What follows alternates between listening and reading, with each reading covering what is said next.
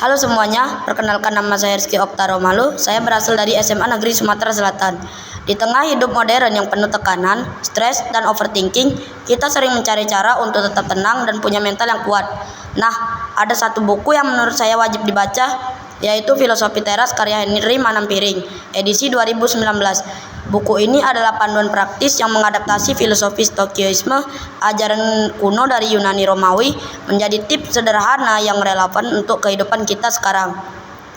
Sedikit data tentang buku ini adalah judul lengkapnya Filosofi Teras, Filsafat Yunani Romawi Kuno Mental Tangguh Masa Kini. Penulisnya Henry Manampiring, diterbitkan oleh penerbit buku Kompas tahun 2019 dengan halaman sekitar 320 halaman. Genre buku ini adalah filsafat populer dan pengembangan diri.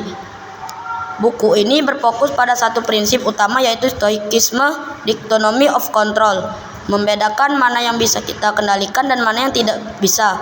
Henry mengemas ajaran tokoh-tokoh Stoik seperti Epictetus, Seneca, dan Marcus Aurelius ke dalam bahasa ringan dan dekat dengan keseharian kita.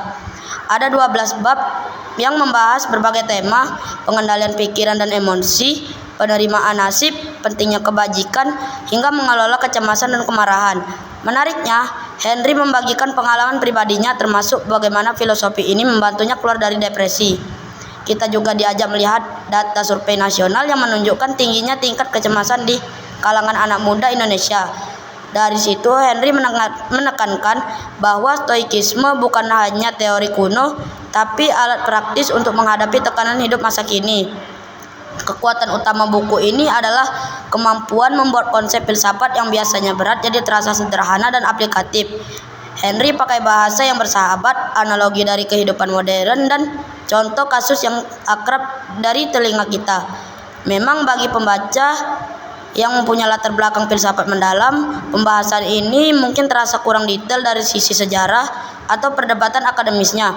Beberapa bagian juga terasa agak berulang, terutama tentang kebajikan dan penerimaan. Tapi pengulangan itu justru memperkuat pesan, karena Stoikisme memang harus diulang-ulang supaya tentram dalam kebiasaan kita.